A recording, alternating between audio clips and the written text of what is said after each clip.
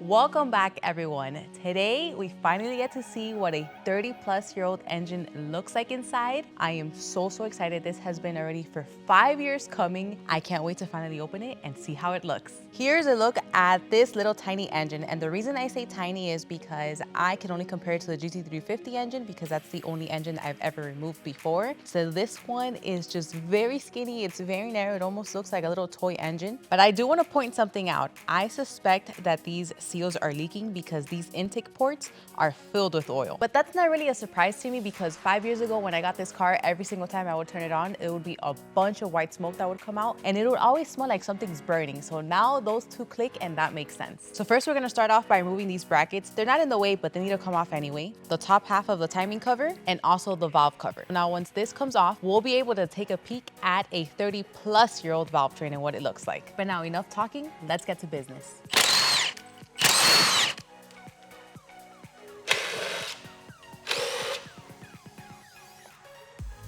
So it turns out I didn't have to remove the top of the timing cover. I realized that after I removed it, but whatever, it's already off. Okay, so now we can proceed with removing the spark plugs. I remember, okay, I'm a little bit nervous. I'm a little bit nervous because I remember when I got this car 5 years ago, I did this. I kind of like did a little inspection and then I saw that one of them had oil. I don't remember exactly which one, but at that time I was like, you know what? It's gonna stay like that because I had to work on the Shelby because I already had issues. I had to open up that engine and I still hadn't gotten to it. And I was like, I really don't want to have two projects right now. So I just put it back and I'm like, we're just gonna pretend like that didn't happen. So here I am 5 years later and I finally want to deal with the problem. I think it might be this one because this one has a lot of oil, but we still need one more and let's see how that one looks. Oh, this one decided to be nice. Oof, that one's pretty bad too. A closer look at the spark plugs. So these look fine. This one is the one I'm like, okay, there's some oil there, at least more than the others. But then this one, oof, look at this. This is drenched. So I think this is the problem child from 5 years ago. And I guess it decided it wanted a buddy. But I don't know, I honestly don't know if this is cylinder 4 and 3 or if this is 1 and 2. Regardless, it is what it is. So now we just need to remove these flat bolts. I really don't know what they're called. So once we take these off, then we can remove the cover. 30 millimeters. I definitely do not remember anything that the Shelby required for a wrench this big, but I'm surprised this little tiny engine requires a 30. So let's get to removing these nuts.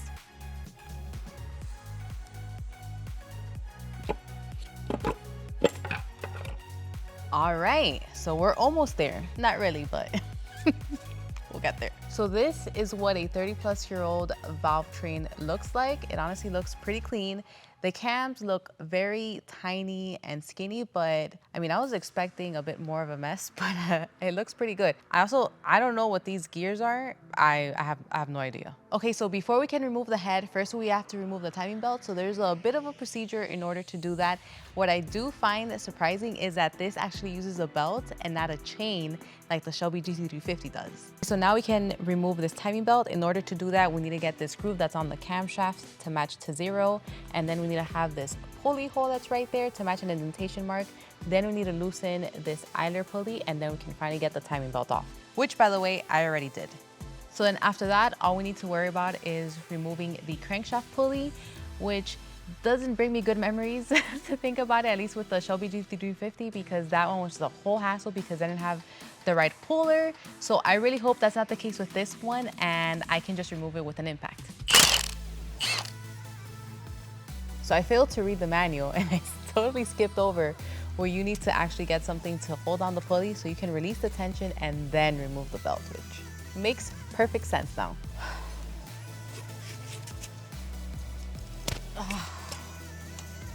Okay. I fucking hate this thing. This puller is a bitch. I had to have Chris help me put this on because I feel like there's no way that one person can put this on.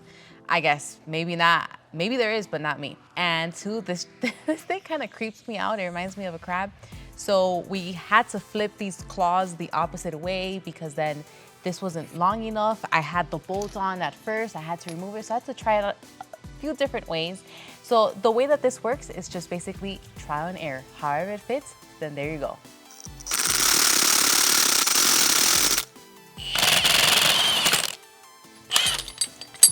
Okay, so now that we remove the crankshaft pulley, we can work on getting this head off. So these cams are in the way because they're blocking the head bolts. So we have to remove them. But before that, we need to remove this camshaft pulley, then remove the cam caps, and then we can remove the head and then see some pistons. So I remember when I was working on removing the cam caps for the GT350, and I was trying to just follow the order of the bolts to remove it, like the same order you would put them on. I remember so many people telling me in the comments that it really doesn't matter when you're removing it. So that's why I'm not doing it this time around, but I am just working my way from outside in because I figured that way it won't hurt.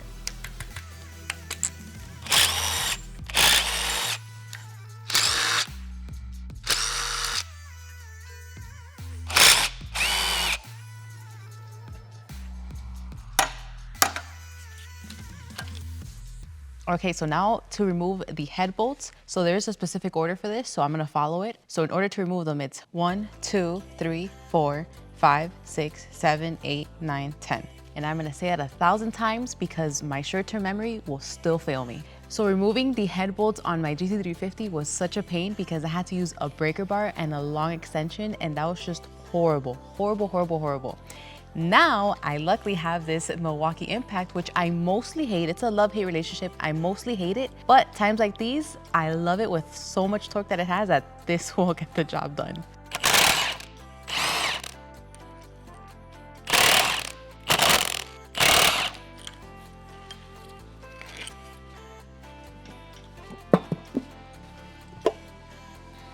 This is what the head looks like. So I already removed the cams, but the valves, the springs, the retainers, everything is still on there. I will remove that, but not in this video. Okay, so here's a look at the pistons. I think they look pretty good overall, except this one, but we already knew that this one had an issue because of the spark plug. But of course, it looks like something wasn't properly sealed here, so that's why there's a lot of oil there. But again, no surprise. I think overall, it looks pretty good for an engine that has almost 200K miles, but then again, what do I know about a high mileage engine? I only know about 5K and below engines. So it may look good, it may not, but who knows? Okay, so now the only thing needed to remove is the water pump and the oil pump. After that, then I'll flip the engine upside down so we can remove the oil pan, and then that'll expose the crankshaft and the rods so we can remove all that and then finally get to the pistons.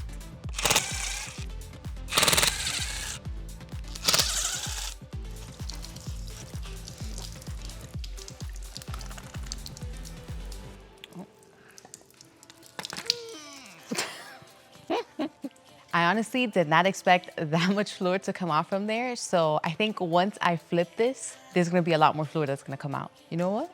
Just a little bit, maybe not that much.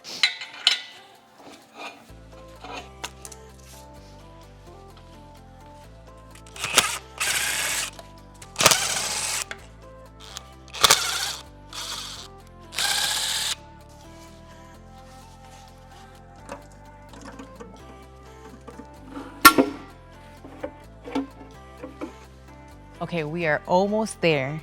So the only thing is that everything when it comes to this engine, just keeps leaking. Everything that I removed, all these components, okay, let's go the opposite way. Everything is going for a wash because it's so filthy.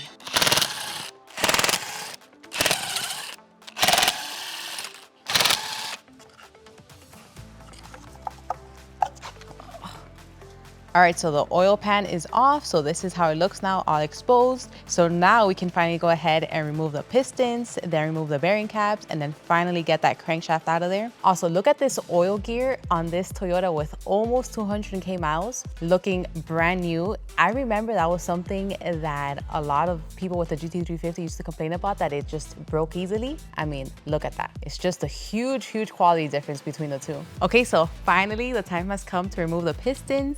I don't think they're gonna fall off, but if they do, I'm getting new ones anyway. Oh, didn't fall. I don't think I can reach any further, so I need something to hit this. All right, so I have this big flathead. Maybe this works, and I am just gonna try hitting the back of the piston.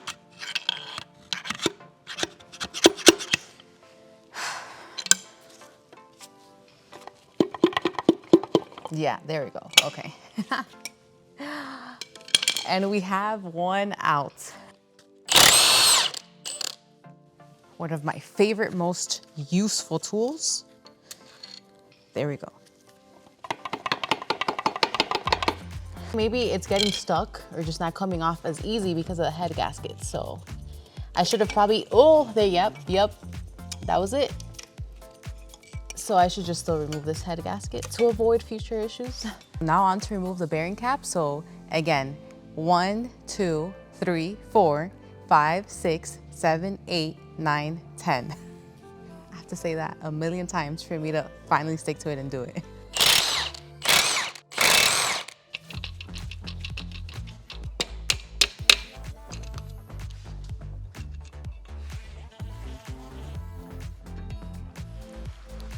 Finally, I am so glad that everything's off. We just need these bearings that are here, but we did it. I'm so happy that everything is off now.